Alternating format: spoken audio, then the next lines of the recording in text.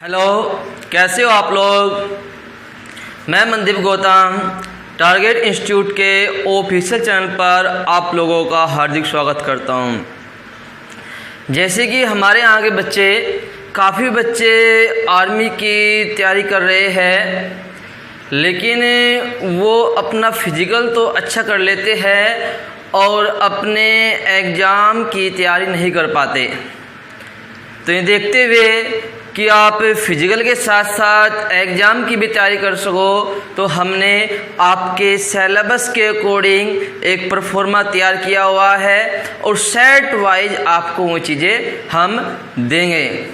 लेकिन आप लोग कंटिन्यू हमारी वीडियो देखिए। जैसे ही आप फिजिकल करते हो सुबह शाम, तो उसके बाद आधा घंटा, 30 मिनट, 1 घंटा, तो जितने भी टाइम मिले तो आप हमारी वीडियो को देखें और फिजिकल के साथ साथ अपने एग्ज़ाम की भी तैयारी को परिपूर्ण करें। ठीक है बच्चों, आज हम अपने सिलेबस के अकॉर्डिंग पेपर सेट 1 स्टार्ट कर रहे हैं। तो आप बच्चों डेली देखते रहो और इन क्वेश्चन को आप तैयार करते रहो। ये क्वेश्चन आपकी इंडियन आर्मी के एग्ज़ाम के पॉइंट ऑफ व्यू से काफ़ी इम्पोर्टेंट क्वेश्चन हैं। तो हमारा आज जो पहला क्वेश्चन है ऑस्कर पुरस्कार के क्षेत्र में योगदान के लिए दिया जाता है। तो ऑस्कर पुरस्कार किस क्षेत्र में योगदान के लिए दिया जाता है? तो ऑस्कर पुरस्कार सिनेमा क्षेत्र में योगदान के लिए दिया जाता है और ऑस्कर पुरस्कार अमेरिका देती है। बच्चों याद रखना है आप लोगों को, ऑस्कर पुरस्कार अमेरिका देती है बेस्ट निर्देशक को, बेस्ट फिल्म को, बेस्ट संगीतकार को। तो इस तरीके से जो फिल्म के क्षेत्र में एक अच्छा कार्य करता है, सिनेमा क्षेत्र में अच्छा कार्य करता है, तो उसको ऑस्कर पुरस्कार दिया जाता है। तो ऑस्कर पुरस्कार सिनेमा क्षेत्र में दिए जाने वाला सबसे बड़ा पुरस्कार है। तो ये पहला क्वेश्चन था हमारा, नोट करना बच्चों इसको। अब चलते हैं अपने नेक्स्ट क्वेश्चन लेकर, क्वेश्चन नंबर 2। क्वेश्चन नंबर 2 में है निम्नलिखित में से कौन कभी भारत के वित्त मंत्री नहीं रहे? तो वो बात करते हैं डॉक्टर मनमोहन सिंह की। तो 1991 में ये भारत के वित्त मंत्री थे। बात करते हैं पी चिदम्बरम की। जब मनमोहन सिंह भारत के प्रधानमंत्री थे तो उन्होंने पी चिदम्बरम को वित्त मंत्री बनाया था। बात करते यशवंत सिन्हा की। तो यशवंत सिन्हा अटल बिहारी वाजपेयी के शासनकाल में भारत के वित्त मंत्री थे। तो एक नाम आता है श्री कमलनाथ, जो कभी वित्त मंत्री नहीं रहे। तो व्यक्ति है श्री कमलनाथ। मनमोहन सिंह वित्त मंत्री रहे बच्चों, श्री पी चिदम्बरम भी, श्री यशवंत सिन्हा भी, लेकिन श्री कमलनाथ भारत के वित्त मंत्री नहीं रहे। तो ये था हमारा सेकंड क्वेश्चन। अब चलते हैं अपने नेक्स्ट क्वेश्चन लेकर, क्वेश्चन नंबर 3। क्वेश्चन नंबर 3 में है इंडिया गेट किस शहर में स्थित है? सभी बच्चों को पता होगा कि जो इंडिया गेट है दिल्ली में स्थित है। ऐसा कोई बच्चा नहीं होगा जिसको इस क्वेश्चन का आंसर नहीं पता होगा। लेकिन जो इंडिया गेट है ये बनाया क्यों गया था? क्वेश्चन ये है कि इंडिया गेट बनाया क्यों गया था? तो इंडिया गेट बनाने का बड़ा कारण रहा था, जैसे ही प्रथम विश्व युद्ध हुआ था तो प्रथम विश्व युद्ध में बहुत से भारतीय ब्रिटेन की तरफ से लड़ने के लिए गए थे। अनुमान लगाया जाता है लगभग 10 लाख भारतीय ब्रिटेन की तरफ से लड़े थे और उनमें से 1 लाख के करीब, कोई बुक 90,000 भी कहती है, मारे गए थे। तो जो सैनिक शहीद हुए थे हमारे प्रथम विश्व युद्ध में, तो उन सैनिकों की याद में ब्रिटिश सरकार द्वारा दिल्ली में इंडिया गेट का निर्माण करवाया गया था और इंडिया गेट पर भारतीय शहीद सैनिकों के नाम भी खुदवाए गए थे। देखो, एक तो इंडिया गेट है और एक आता है gateway of India, gateway of India. तो बच्चे काफ़ी कंफ्यूज होते हैं कि इंडिया गेट में और गेटवे ऑफ इंडिया। तो बच्चों याद रखना है गेटवे ऑफ इंडिया मुंबई में है, जबकि इंडिया गेट दिल्ली में है। तो ये था हमारा थर्ड क्वेश्चन। अब चलते हैं अपने नेक्स्ट क्वेश्चन लेकर, समझ आया होगा बच्चों। तो नेक्स्ट क्वेश्चन है क्वेश्चन नंबर 4। खिलाड़ी जी मिल्खा सिंह का संबंध किस खेल से है? देखो एक खिलाड़ी हुई है मिल्खा सिंह, आपको पता भी होगा। मिल्खा सिंह एक धावक हुए हैं, एक धावक हुए हैं, लेकिन एक नाम आते हैं जीवी मिल्खा सिंह। तो जीवी मिल्खा सिंह का संबंध गोल्फ से रहा है। देखो मिल्खा सिंह और जीवी मिल्खा सिंह का संबंध गोल्फ से रहा है, और मिल्खा सिंह का संबंध किससे रहा है? धावक से। तो एक धावक थे मिल्खा सिंह धावक, और जीवी मिल्खा सिंह एक गोल्फ खिलाड़ी थे। तो आगे चलते हैं, समझ आओगे बच्चों दोनों में डिफरेंस। और आगे चलते हैं क्वेश्चन नंबर 5। क्वेश्चन 5 में है ब्लैंक दे दिया गया, भाषा केरल प्रदेश में बोली जाती है। तो ये कौन सी भाषा है जो केरल प्रदेश में बोली जाती है? तो देखते हैं, जैसे तेलुगु भाषा है, तो तेलुगु भाषा भारत के आंध्र प्रदेश राज्य में बोली जाती है। तमिल भाषा भारत के तमिलनाडु में बोली जाती है। गुजराती सभी बच्चों को पता होगा, ये गुजरात में बोली जाने वाली भाषा है। तो एक भाषा बची मलयालम। तो जैसी बात है यही केरल में बोली जाएगी। तो मलयालम भाषा कहाँ बोली जाती है? केरल राज्य में। केरल राज्य की भाषा क्या है? मलयालम बच्चों। तो आगे चलते हैं अपने नेक्स्ट क्वेश्चन लेकर, क्वेश्चन नंबर 6। 2020 ओलंपिक खेल का आयोजन ब्लैंक दे दिया गया में किया जाएगा। तो 2020 के ओलंपिक खेलों का आयोजन टोक्यो, किसकी राजधानी है? टोक्यो, जापान की राजधानी टोक्यो में आयोजित होंगे। तो कहाँ पर आयोजित होंगे? 2020 के ओलंपिक खेल टोक्यो, जापान में। तो आगे चलते हैं, अच्छा क्वेश्चन है। और क्वेश्चन नंबर 7 को लेकर चलते हैं हम। क्वेश्चन नंबर 7 है हमारा, भारत के किस राज्य की उच्चतम साक्षरता है? वैसे भी बच्चों को पता होगा कि भारत के किस राज्य की उच्चतम साक्षरता है। ये साक्षरता दर 2011 के अनुसार है, 2011 के अनुसार है बच्चों। और सबसे उच्च साक्षरता वाला राज्य है भारत का केरल। तो वो आपको ये पहले 3 याद कर लेने हैं। दूसरा मिजोरम, जिसमें उच्च साक्षरता है, क्योंकि आपसे पहला, दूसरा, तीसरे तक पूछ सकते हैं। और तीसरा है गोवा। तो 2011 की जनगणना के अनुसार भारत के 3 राज्य है, केरल, मिजोरम, गोवा, जिनकी उच्च साक्षरता दर है। सबसे ज़्यादा केरल की, फिर मिजोरम की, और फिर गोवा की। तो इसका आंसर क्या होगा बच्चों? केरल। यदि हम यहीं पे एक क्वेश्चन और लेकर आते हैं आप लोगों के लिए कि निम्न साक्षरता, तो सबसे कम साक्षरता किस राज्य की है?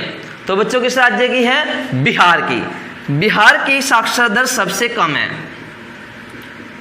सबसे कम है निम्न साक्षरता बिहार की। दूसरे राज्य की बात करते हैं अरुणाचल प्रदेश, और तीसरे स्थान पे है राजस्थान। अरुणाचल प्रदेश, और तीसरा जो राज्य है वो कौन सा है? राजस्थान। तो भारत के 3 राज्य हैं जिनकी साक्षरता दर सबसे कम है। सबसे कम बिहार की, फिर दूसरे नंबर पर अरुणाचल प्रदेश की, और तीसरे स्थान पे निम्न साक्षरता में राजस्थान। तो क्वेश्चन अच्छा है बच्चों, किसी भी तरीके से पूछ सकते हैं आप लोगों से एग्जाम में। तो दोनों पॉइंट याद करने, सबसे ज़्यादा वाला और सबसे कम वाला आप लोगों को। तो आगे चलते हैं हम अपने क्वेश्चन को लेकर, क्वेश्चन नंबर 8 है। ये सभी बच्चों को पता होगा कि तीनों सेनाओं का सर्वोच्च कमांडर कौन होता है? तो भारत के राष्ट्रपति। ऐसा कोई बच्चा नहीं होगा जिसको ये क्वेश्चन ना पता हो। तो तीनों सेनाओं का सर्वोच्च कमांडर कौन होता है? भारत का राष्ट्रपति होता है तीनों सेनाओं का सर्वोच्च कमांडर। कोई डाउट नहीं होना चाहिए। यदि किसी बच्चे को डाउट हो तो कमेंट्स बॉक्स में पूछ सकता है। तो नेक्स्ट चलते हैं क्वेश्चन नंबर 9 को लेकर। अंतरिक्ष में जाने वाले प्रथम भारतीय का नाम बताइए। ये क्वेश्चन भी एक नॉर्मल क्वेश्चन है कि अंतरिक्ष में सबसे पहले कौन गया था, भारतीय। तो अंतरिक्ष में जाने वाले प्रथम भारतीय थे जो 1984 में गए थे, वो थे राकेश शर्मा। राकेश शर्मा इंदिरा गांधी के समय गए थे राकेश शर्मा अंतरिक्ष में। और इनका यान आपसे पूछ सकते हैं, Soyuz T11 T11 Soyuz T11 यान से गए थे राकेश शर्मा अंतरिक्ष में, जो अंतरिक्ष में जाने वाले प्रथम भारतीय। और यदि विश्व की बात करें तो विश्व में कौन से नंबर के थे, तो विश्व में 138वें अंतरिक्ष यात्री। तो 138वें व्यक्ति थे विश्व में जो अंतरिक्ष में गए थे, भारत में प्रथम थे राकेश शर्मा। तो आगे चलते हैं और एक चीज याद रखना आप लोग कि कितने दिन अंतरिक्ष में रहे थे राकेश शर्मा, तो 7 दिन 21 घंटे और 48 मिनट अंतरिक्ष में रहे थे राकेश शर्मा। 7 दिन 21 घंटे 48 मिनट अंतरिक्ष में रहे थे राकेश शर्मा। तो आगे चलते हैं अपने नेक्स्ट क्वेश्चन लेकर, क्वेश्चन नंबर 10। भारत के गृह मंत्री का नाम बताइए। तो वर्तमान में जो भारत के गृह मंत्री हैं, सभी बच्चों को पता होगा, वो अमित शाह है वर्तमान में गृह मंत्री। तो देखते हैं राजनाथ सिंह किस पद पर है। तो राजनाथ सिंह भारत के रक्षा मंत्री हैं, डिफेंस मिनिस्टर, होम मिनिस्टर। बात करते नितिन गडकरी, सभी बच्चों को पता होगा, सड़क परिवहन मंत्री है नितिन गडकरी। अरुण जेटली का देहांत हो गया है। चलिए एक क्वेश्चन और देखते हैं। भारत के प्रथम गृह मंत्री, भारत के प्रथम गृह मंत्री कौन थे बच्चों? तो भारत के प्रथम गृह मंत्री थे सरदार वल्लभ भाई पटेल, जिनको लौह पुरुष, भारत के एकीकरण के जनक, भारत के बिस्मार्क आदि नामों से जानते हैं। तो आपको याद रखना है भारत के प्रथम गृह मंत्री कौन थे और प्रेजेंट में भारत के गृह मंत्री कौन हैं। तो आगे चलते हैं अपने नेक्स्ट क्वेश्चन लेकर, क्वेश्चन नंबर 11। समझ आया होगा बच्चों, अमरकंटक से किस नदी का उद्गम होता है? जो देखते हैं अमरकंटक से कौन सी नदी निकलती है। तो गंगा की बात करें तो गंगा का जो उद्गम है कहाँ से? गंगोत्री। सही बच्चों को पता होगा, गंगोत्री से निकलती है गंगा, यमुनोत्री से यमुना, और गंगोत्री कहाँ पड़ता है? उत्तराखंड में। भारतीय गोदावरी नदी का उद्गम कहाँ से होता है? त्रयंबक नामक पहाड़ी से होता है, और ये पहाड़ी महाराष्ट्र के नासिक जिले में स्थित है। अर्थात महाराष्ट्र के नासिक जिले से निकलते हैं गोदावरी नदी। महानदी की बात करें तो सिहावा से निकलती है, छत्तीसगढ़ के सिहावा से निकलती है। नर्मदा की बात करें, नर्मदा निकलती है अमरकंटक से। नर्मदा का उद्गम कहाँ से होता है बच्चों? अमरकंटक से। तो ये क्वेश्चन हमसे पूछा गया है कि अमरकंटक से किस नदी का उद्गम होता है, तो आंसर क्या है? नर्मदा। नर्मदा निकलती है अमरकंटक से। तो हम चलते हैं अपने नेक्स्ट क्वेश्चन लेकर, क्वेश्चन नंबर 12। भारत और चीन को कौन सी रेखा विभाजित करती है? तो जो मैकमोहन रेखा है 1914 में खींची गई थी भारत और चीन के बीच, भारत और चीन के बीच खींची गई थी मैकमोहन रेखा। बात करते हैं 17 समांतर रेखा। तो ये भी याद रखना आप लोगों को, उत्तरी वियतनाम और दक्षिण वियतनाम के बीच खींची गई।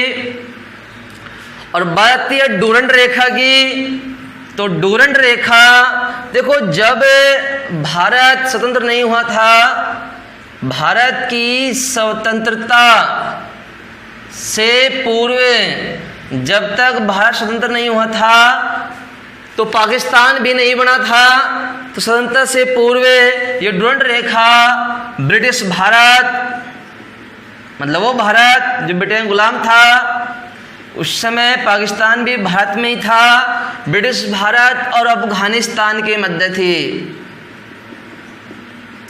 जैसे ही पाकिस्तान अलग हुआ, भारत का विभाजन हुआ, तो वर्तमान में प्रेजेंट में दो देशों के मध्य है, ये पाकिस्तान और अफगानिस्तान। तो वो आपसे किसी भी कंडीशन में क्वेश्चन पूछा जा सकता है कि ये डूरंड रेखा किसके मध्य थी, ब्रिटिश भारत और अफगानिस्तान के मध्य थी पहले, जब तक भारत आज़ाद नहीं हुआ था, गुलाम था, उस टाइम पे पाकिस्तान भी नहीं बना था। जैसे ही पाकिस्तान बना तो पाकिस्तान और अफगानिस्तान के बीच में है ये डूरंड रेखा। समझ आओगे बच्चों प्रत्येक लाइन के बारे में। तो हम चलते हैं अपने नेक्स्ट क्वेश्चन लेकर, क्वेश्चन नंबर 13।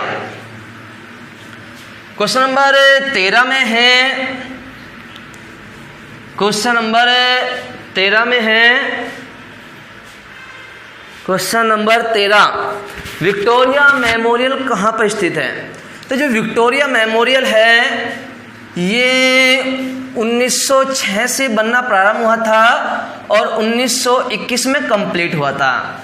तो इसको जो स्थापित वर्ष है 1921 है। तो कब स्थापित हुआ था ये? 1921 में हुआ था। और इसका स्थान क्या है, किस स्थान पर स्थापित किया गया है? कोलकाता। महारानी विक्टोरिया को समर्पित है, महारानी विक्टोरिया को समर्पित किया गया है। तो महारानी विक्टोरिया को समर्पित किया गया है विक्टोरिया मेमोरियल। और ये कहाँ पर है? ये बच्चों कोलकाता में है। ये पश्चिम बंगाल की राजधानी कोलकाता में स्थित है। तो चलते हैं नेक्स्ट क्वेश्चन लेकर, क्वेश्चन नंबर 14। और ये है भारत में लौह पुरुष के नाम से किसे जाना जाता है? जो देखते हैं, एक व्यक्ति का नाम दिया है अब्दुल कलाम आज़ाद। तो वो एक तो व्यक्ति भी है APJ अब्दुल कलाम बच्चों, जिसको हम मिसाइल मैन कहते हैं, missile man APJ Abdul Kalam. लेकिन ये अब्दुल कलाम आज़ाद है। और अब्दुल कलाम आज़ाद भारत के, आप लोगों स्वतंत्र भारत के प्रथम शिक्षा मंत्री रहे, शिक्षा मंत्री। तो पूछ सकते हैं आप लोगों से कि स्वतंत्र भारत के प्रथम शिक्षा मंत्री कौन थे? तो नाम आता है अब्दुल कलाम आज़ाद। गांधी का आपको पता ही होगा। जवाहरलाल नेहरू को चाचा नेहरू कहते हैं। और जो वल्लभ भाई पटेल है, मैंने अभी रिवाइज भी किया था लास्ट क्वेश्चन में, पिछले क्वेश्चनों में, कि वल्लभ भाई पटेल को भारत का लौह पुरुष, भारत का बिस्मार्क और भारतीय एकीकरण के जनक कहा जाता है। तो बच्चों इस क्वेश्चन आंसर क्या होगा? किसे कहते हैं लौह पुरुष? तो लौह पुरुष कहते हैं सरदार वल्लभ भाई पटेल को। तो लास्ट क्वेश्चन को लेकर चलते हैं, जीके का जो लास्ट क्वेश्चन है सेट 1 का। तो भारत में चाय का सबसे बड़ा उत्पादक राज्य है। ये सभी बच्चों को पता होगा, ऐसा कोई बच्चा नहीं होगा जिसको क्वेश्चन का आंसर नहीं पता। सबको पता है कि भारत में चाय का सबसे बड़ा उत्पादक राज्य है असम। कोई डाउट नहीं होना चाहिए इस क्वेश्चन को लेकर। असम भारत का सबसे बड़ा चाय उत्पादक राज्य है। तो सेट 1 में जीके के 15 क्वेश्चन कंप्लीट करा दिए। अब सेट 1 का ही दूसरा पार्ट लेकर चलते हैं, साइंस।